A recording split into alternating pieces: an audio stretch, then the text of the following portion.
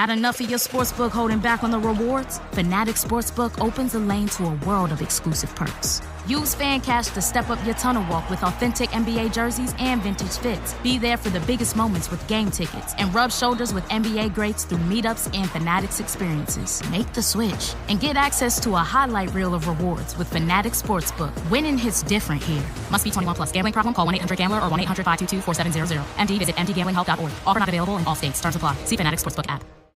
Adobe Radio. The future of alternative. Testing everything with a throttle. This is Tess Miles. We have been doing our warm-up, Chad, and exercises now. And I will tell you, I think the show is ready to go. I am your key fob. Tess Miles. I am a key fob, Fabio, on the Fatio. Tess Miles. The sotto voce siren, Trish, is here. She's smoked 20 packs Tess a day, and she Miles. sounds like it today. And our passenger princess, Marconi, is here from Chicago. Tess Miles. Oh, Trish, You're so funny. You're supposed to be sick. You're supposed to be calming it down, Oh Trish. my goodness. Yeah, exactly.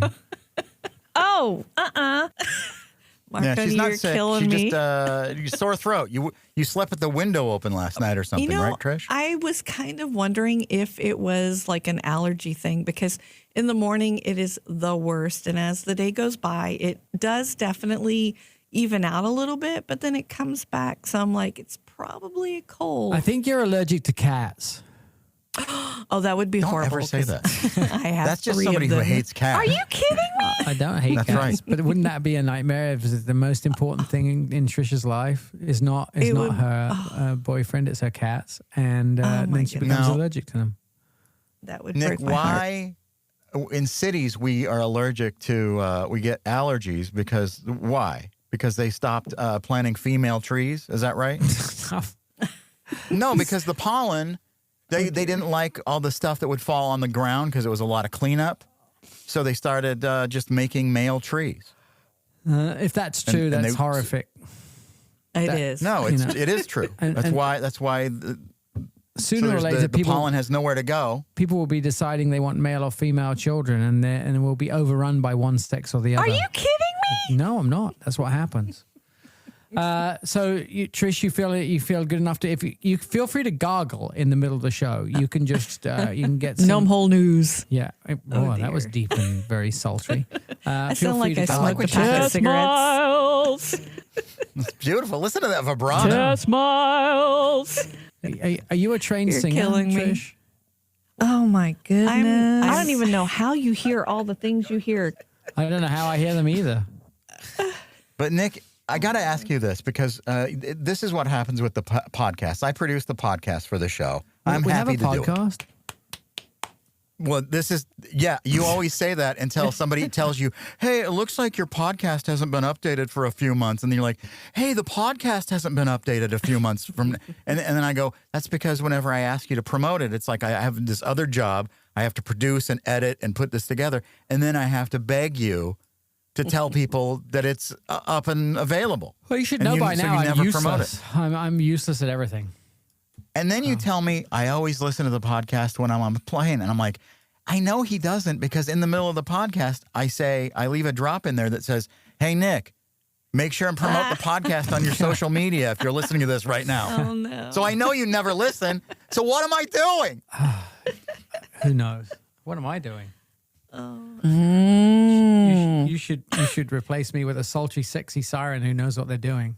So if I had somebody editing, producing, creating, and helping produce, the show and the podcast, and all I had to do is post a couple of things on my social media, I would probably do that. All right, I'll post every single Monday, and I'll put a personal note in there to make sure you've read the post. Are you kidding me? No, I'm serious.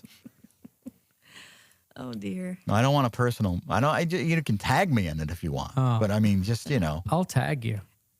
Marconi, you should. But I like what, and you come up with really great ideas. I feel like maybe you don't think you have good ideas for promoting the podcast, but I think you do. Do you? But then if you don't care enough to promote it without being prompted, like on the air or off the air or whatever, why do you care when people go, hey, the podcast hasn't been updated in a while? Why do you care about them? Because, I only do things when I get bullied.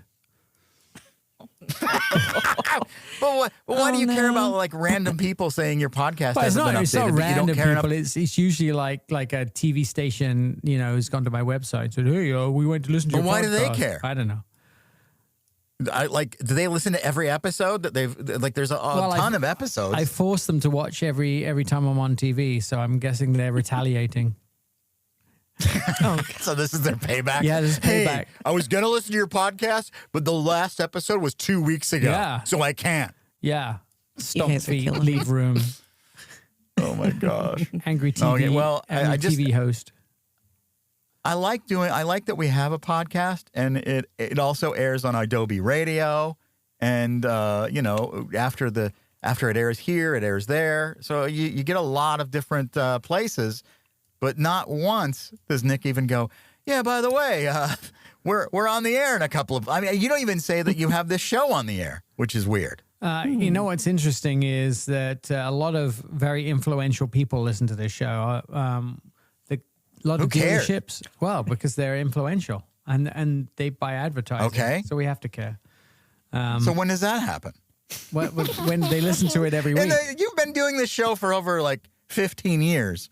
When is one of them advertised? Yeah, that's true. And that's probably my fault for not, asking them to. Lived experience? I don't know. Like just tells. I mean, the thing is I want to see you succeed. That's why do you think I'm here? I try to help out. I just hang out. I want to come and hang out with my friends on a Saturday. That's what I do. Marconi and but Nick, you can do this in the middle of the week. I think I have Like, do you think that vitamin hour that comes on before us on the radio? Do you think they show up live on a Saturday? Oh, yeah, they're there. I can never get into the studio because there's boxes of vitamins all through the hall. Yeah, absolutely. I think you guys need snacks. Hawking their pills. And then Nick's partner at his house, because by the way, is your alarm going off on your phone right now? Nothing. I've been hearing an alarm go off.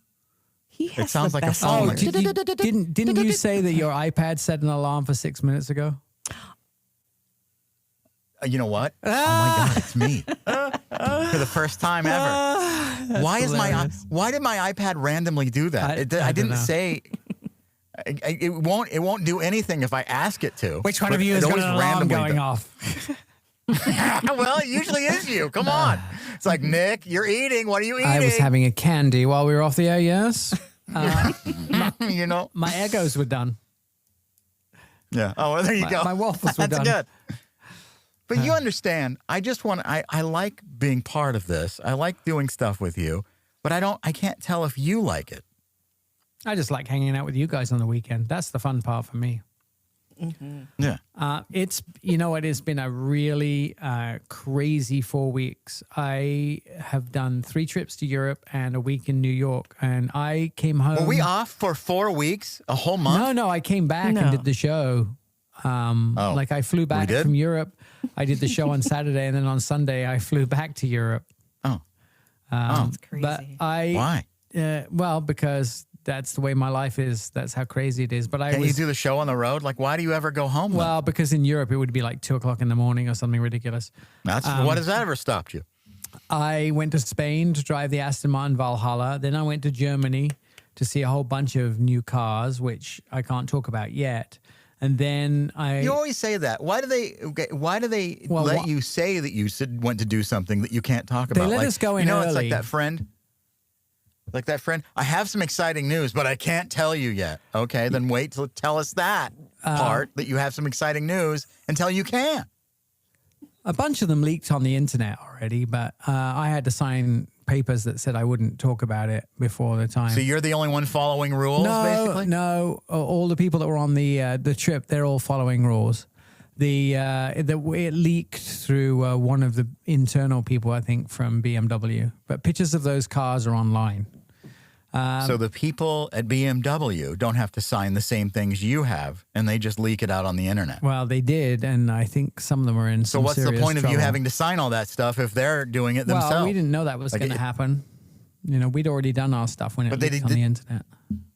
did they do that on purpose? Oh, Because no, that like kind of absolutely not. undermines you. No, doesn't absolutely it? not. So even one of the cars that we've seen isn't going to be announced until September 30th. So I have to wait all the way until September 30th before I can even talk about it. Two of them, one will be in June, one will be in April 22nd, my birthday, just in case you were thinking of buying me a present. I thought your birthday was April 21st, the day after 420. 22nd. Earth Day. Why does my calendar say 21st? Well, I disagree with you. Are you making it up now? Yeah, you're on Chicago time. My nephew and I share the same birthday, April 22nd, Earth Day.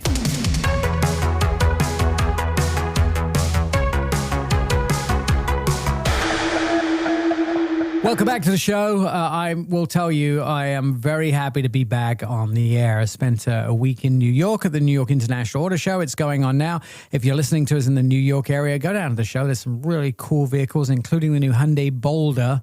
That is something I've got my name down for. I will definitely buy one of them. It looks really, really cool. You will? Anyway, yeah, absolutely. Are you gonna show us the process that you go through when you buy a car? Yes. There'll be live cameras in person. Well, when you go in to a place, you don't let them know that you're like, Nick from Test Miles, do you?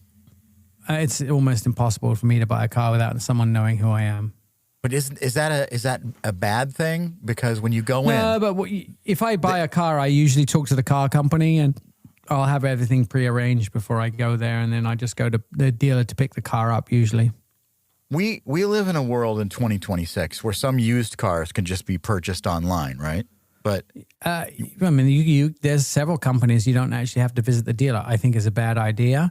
I think you should test drive a car before you ever buy it, which is a free process. And you never know. People have bought cars before that don't fit them, and they're not comfortable with them. They can't get their kids in the back. And well, I mean, and those type of don't things you with get the car seat. like an overnight kind of thing? You get to drive it for like 30 days? You can, no, it's usually like 3 days and you can return it. But I will tell you, why do that? Why not just take the extra hour or half an hour and test drive it, make sure it's perfect? Yeah, because what if you get in the car and it's like that episode of Seinfeld where the guy, it's BO and you can't get rid of the BO, and they don't tell you that because they want to sell it, and you stink up to high heaven. That's beyond BO. It's BBO. Yeah. And no matter what you do, you can't get it out of your system. It's in your veins now. And how many cars have you thought looked good from the outside, but then you've sat in, especially ones I brought down to you, you've sat in and you didn't like? I don't remember. Honestly, and this is just from a person who doesn't drive cars and doesn't really care about cars and stuff, they all feel the same to me, pretty much. Really? Yeah. Okay. There's not like that much discernible difference in design. Every car, and then I got to say this, not about any specific company at all, but I am I love classic cars, but not like in the way that like gearheads love classic cars. I just think they're beautiful pieces of art. Yeah. But modern cars, they don't really do much for me, really. You're a classic kind of guy. Yeah. I mean, I like design. I like beauty. I like, like a 1965 Impala. That's a beautiful car. Yes, they could be. There is plenty of very beautiful cars. Yeah. You know what else is beautiful? I was going to say, you have the best ears I have ever known anyone. You can hear every... Yeah, Nick can hear beauty. That's the craziest Apparently. thing. Ask Test Miles. Okay, we gather these questions from the internet at Test Miles on social media. Why do you care? Why do car companies hide the hood release like it's a secret level in a video game? That's true. It's I true. hate that. There's actually three big reasons that you do that. First one is pretty obvious. It's safety and somewhat liability as well. The hood, if the hood accidentally popped open, say by your knee or a bag or a curious passenger, you can have a very bad day at 60 miles an hour. And that's why there's a two-step system. There's an interior level lever, and then there's an exterior lever, usually a secondary lever. that you have to sort of feel under the hood and release. But there's also this sort of modern cars have a lot of valuable stuff under the hood. The batteries, the ECU, even the headlights are fairly expensive. You know, $200 or $300 to replace. And so if someone needs a headlight because they've had one go out, they could just steal it from your car. So getting into the hood, they make a little bit of a trek for that reasons. If the release was obvious and it was only external, it would be easy for someone to come up and disconnect the battery, disable the alarm, and access the components quickly. And the third is really an interior design compromise. In real world, slightly boring answer is designers are fighting for space. So they need airbags, knee bolsters, fuse boxes, wiring harnesses, and those sort of things. So the hood release is always down, close to the floor on the left-hand side. It's low, it's out of sight. And it's really sort of tucked out of arm's reach. And those are the three reasons it's really hard to find. I don't like that you can't figure it out and you've got to fiddle fart around underneath the hood to find that little lever. Fart. And why don't they just have, do they have on your fob, can you just pop the hood open with that? No, I mean, that would be too easy to happen accidentally while you're driving and stuff. So they make it slightly hard. That'd be great for a movie, not great in real life. Yes, true. Is it true that red cars get more tickets, or is it just something dads make up? And so there's no solid evidence, to be honest, that red cars get more tickets. Studies consistently show that white cars actually get the most tickets, not red ones. Red Is cars that just because there are more white cars? I think probably. Red cars often show up second on the list, but that's largely because how many there are on the roads, white and red cars. Researchers and traffic data specialists generally said there's no meaningful link between a car color and how many tickets it gets. You know, what does get tickets is police aren't playing a color bingo. They're looking for speeders and aggressive drivers, distracted drivers, vehicles like sports cars, and the time of day. So the truth is, red is flashy and easier to see. There's lots of red sports cars. So if you see a sports car, the good chances it's going to be red. So it's going to have a chance to get pulled over. It's not necessarily the paint; it's the person behind the wheel as well. So not the paint; it's the person. Exactly. So no tangible evidence that red cars get more tickets, but there are reasons why they could get more tickets. Why? Because I always wonder this. You know, back in the day, again, classic cars, why were the colors so much better than they are now? Like there was more variety. You look out in a parking lot now, it's black, gray, grayish, white. Right. Just real boring. So here's one of the things: black, white, silver, and gray is about 80% of cars. And that's because they're bought by fleets. They also sell easier. And there is tangible evidence to prove that. So a black, white, silver, or gray car will sell much easier. Plus, if it's been a fleet vehicle, if it's been bought by a rental company or if it's been bought by somebody that has a fleet, they want, and which a huge majority of cars are, by the way, they want to be able to resell that vehicle easily at the end of the day. And if you have so you're just saying that yellow, basically more people will buy these boring colors, so that's why they're out there.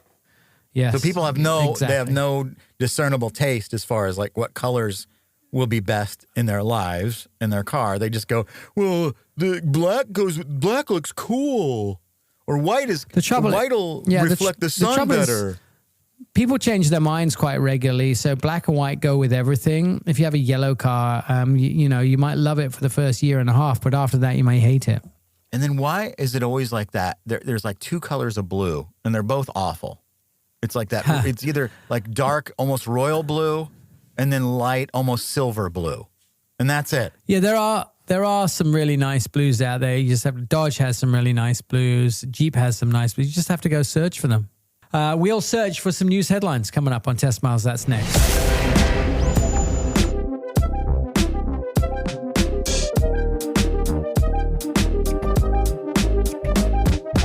Trish, how's your voice sounding and feeling? It's doing pretty good. I could probably do one news story. I don't even know how you hear all the things you hear. Oh, sorry. Tess Miles. Your voice sounds great to me, Trish. Yeah, it sounds Tess beautiful. Miles. Well, Nick off the air said he wanted to hear Trish sing today, and I'm like, she just said she had a sore throat. She, probably won't be in the best voice, and then Sing. I thought she could do those. Je te perds. Tess Miles. One of those French sexy songs, All right, Yeah, it's I time sound for like some I news. smoked Do you a want- pack of cigarettes. Yeah, exactly. Do you want to do some news? Do you think you can manage it, Trish? I think so. I'm going to give it Okay, my best well, shot. And She's not a now quitter, it's Nick. time- now it's time for a horse 60 pack a day newsreader.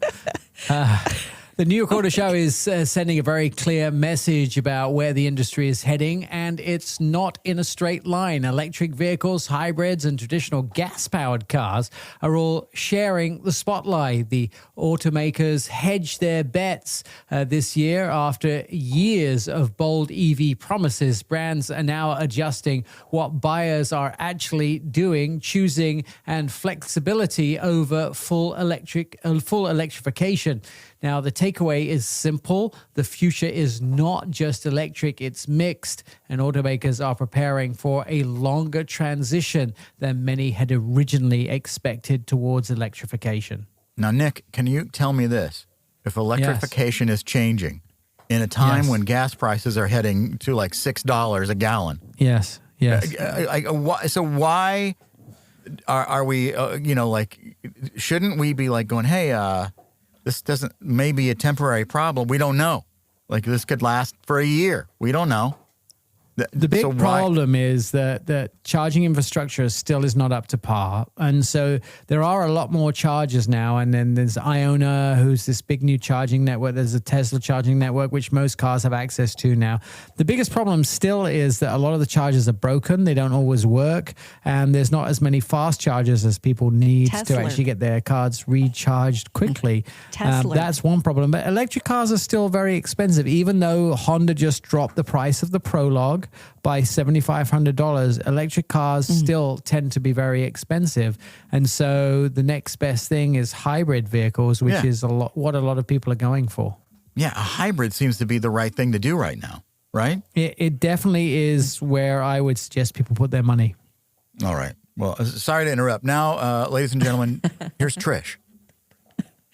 Now, at the same time, new forecasts suggest U.S. auto sales could dip this year, and that is getting a lot of attention across the industry. Higher interest rates, rising vehicle prices, and generally affordability concerns are making buyers more cautious.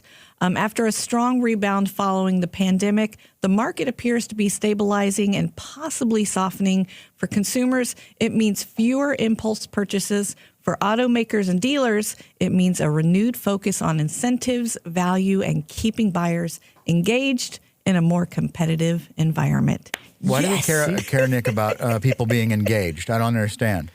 Like, In a competitive environment, though, just not in any way. I thought just you in a meant like for competitive marriage. environment. Like I was like, Oh, why do no. they care about that? Different kind of engaged. But like, so yeah, the sales are going to dip. Now, can you tell me what happened between the pandemic and now that might have caused the industry to like start taking a downturn? A lot of things. Interest rate is still very high. Tariffs. They make it extremely expensive to buy a car that wasn't made in the United States. And, the government benefit from the tariffs, and it's consumers who pay the cost, those people that want to buy a car. Now, So do we I get understand- money back from those tariffs if we paid them for cars and stuff? Supposedly there's going to happen, but I haven't seen it happen yet. And now we're hearing that small businesses may not get it. It may only be large businesses. Why is So- it that if they can take that money right out of your card instantly, but then it takes, 7 to 5 business months to get it back? Like, what is going on? Like, they knew how to I take it don't know, out at least they instantly. should pay interest, right? Absolutely. I have to pay interest Yeah. if I had to pay it back late. Exactly. Tariffs continue to quietly reshape the automotive landscape, and the impact is significant. Automakers like Ford and General Motors are facing billions in additional costs tied to global trade policies.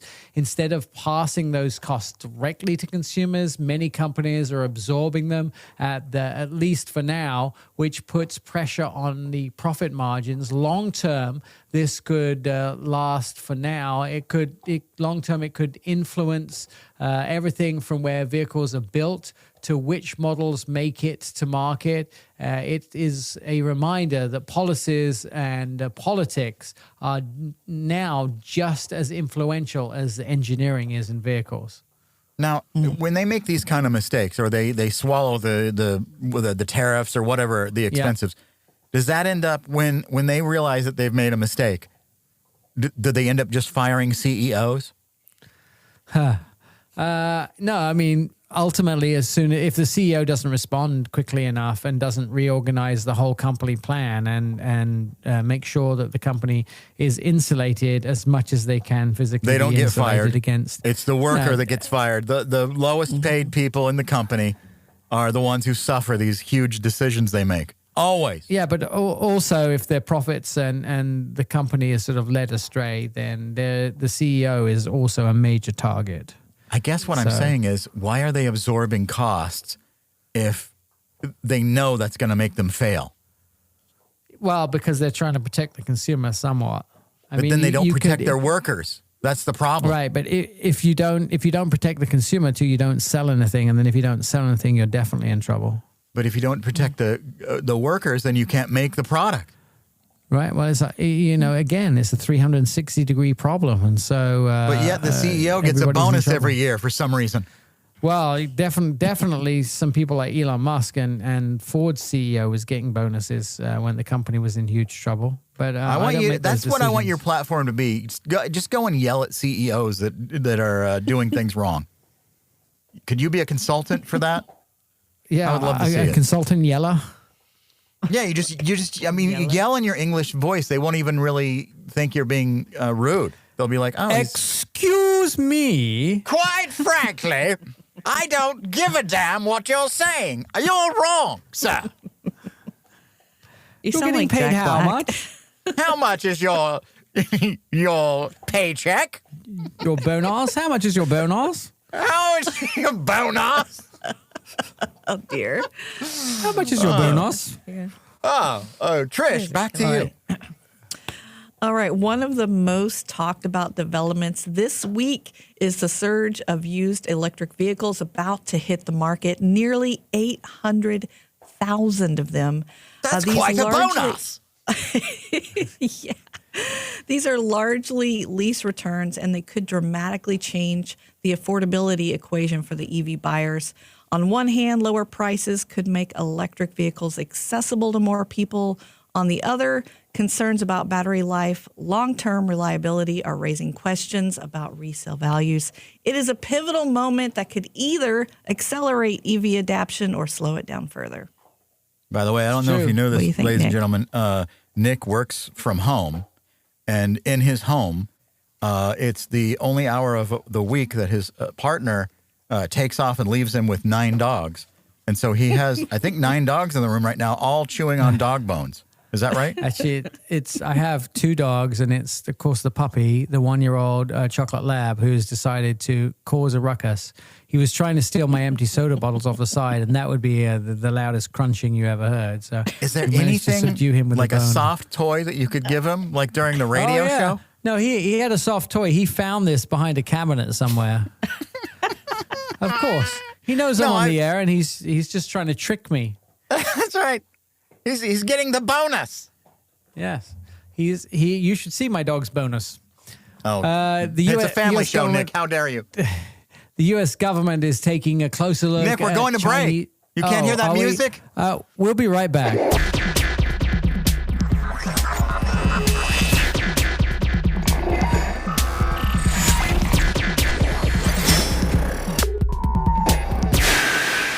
Marconi and I did some tests earlier on.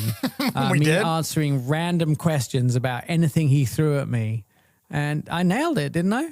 Well, yeah, the one thing during the commercial break, we were like, Nick can't hear the bumpers. Like, so when because basically we've created these automatic things when Trish hits a button, you're supposed to be able to hear music, you know, like when somebody's giving an award speech and the music starts. Yeah. And then you're supposed to wrap it up. Shut up. But you don't hear it.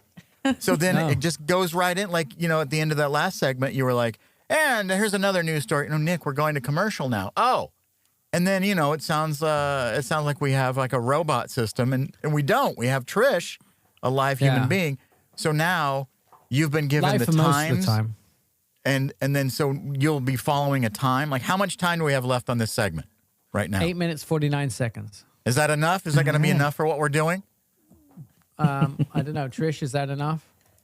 Yes. It will be. Yeah, Trish is like, it's more than enough. Please, just do it. Stop talking about this behind the scenes stuff. I don't want anybody to know. But so now when you see the wind down, you'll know it's time to wrap it up, right? All right. We finally, after 3 years, figured out a system. Ask Test Miles. So, do you want questions now, Nick, or is there anything else? Yes, Okay. do questions. Are dash cams actually worth it? Yeah. That's an easy one. You know, so first of all, there is some car companies now that are actually putting dash cams in cars pre-installed.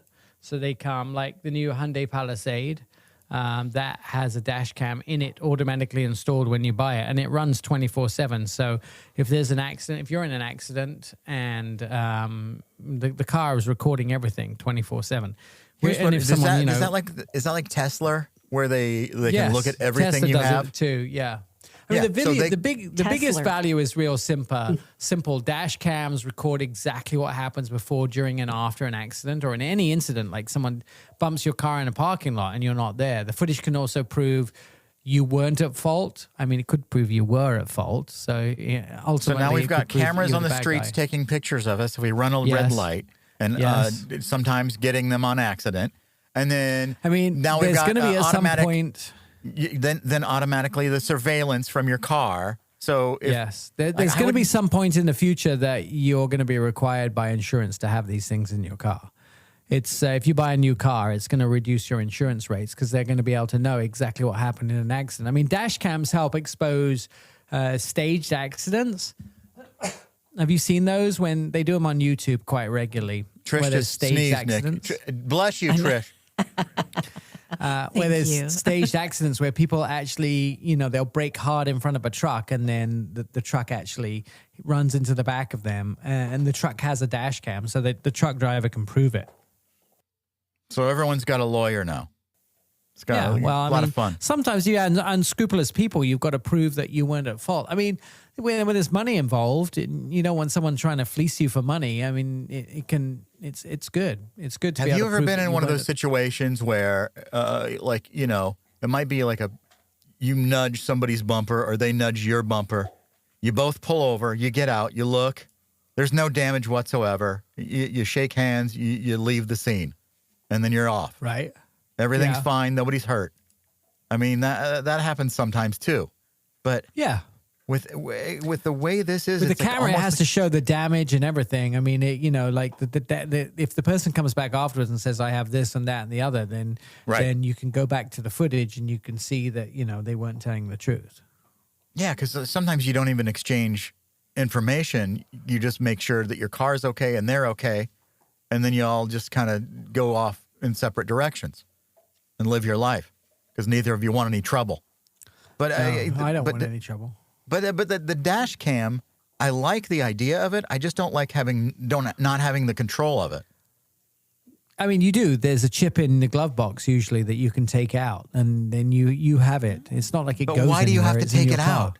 Why is that not the default setting? Why don't you have to put something in for it to be automatic instead? That's what I do don't you mean? like. I mean, if you want the footage if you want to take it off the chip, you take the chip out of the car.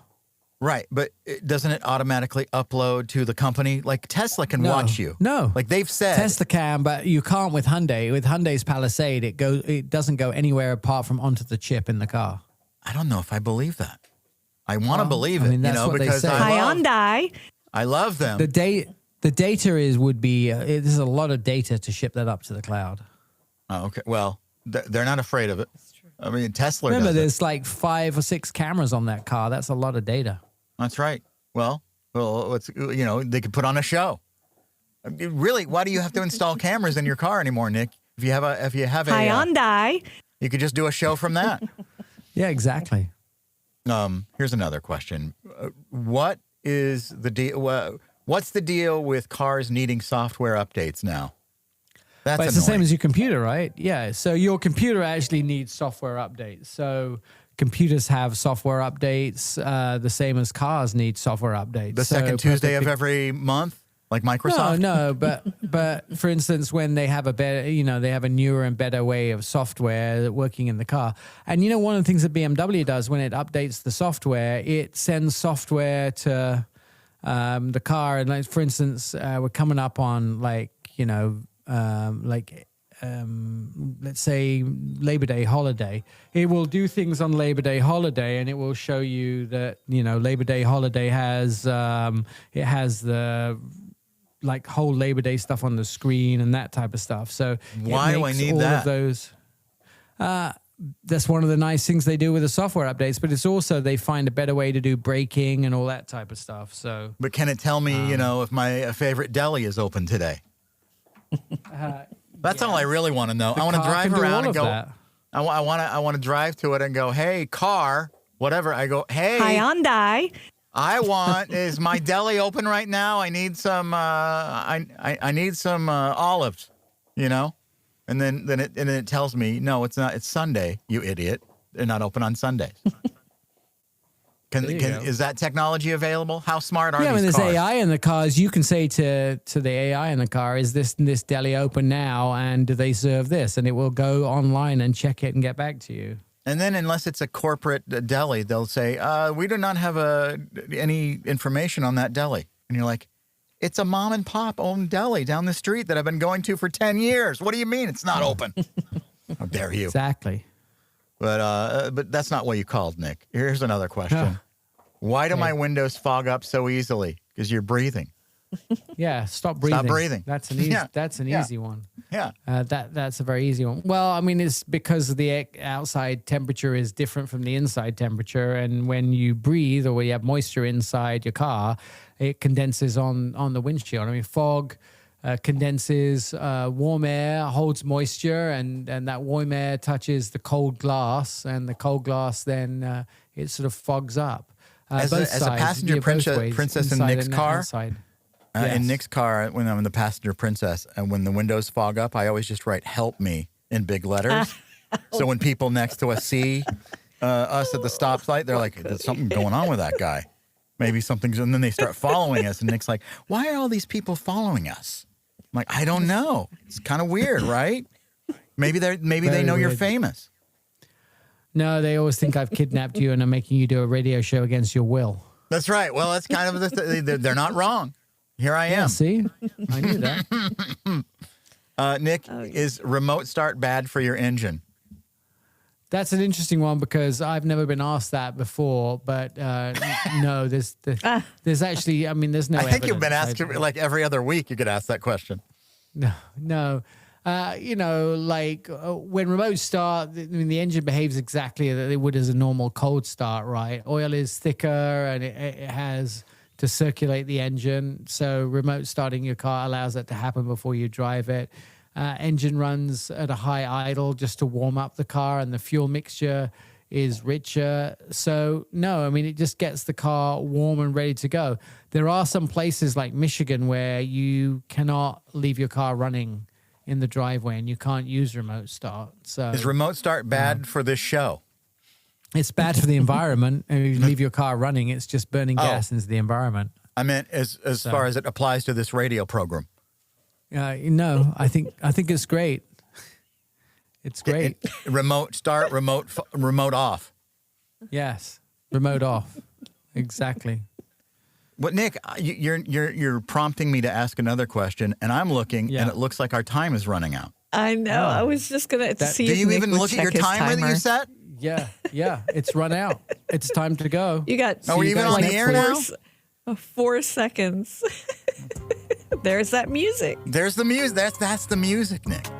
Some people can hear it, some people can't. Apparently, Nick, it's invisible to his ears. Testmiles.com, all that kind of stuff. Listen to the podcast. All right. Where did he go? Nick now? Listen to previous episodes, watch automotive videos, and discover exclusive content. Check out testmiles.com. Give it up for iDoby, everybody.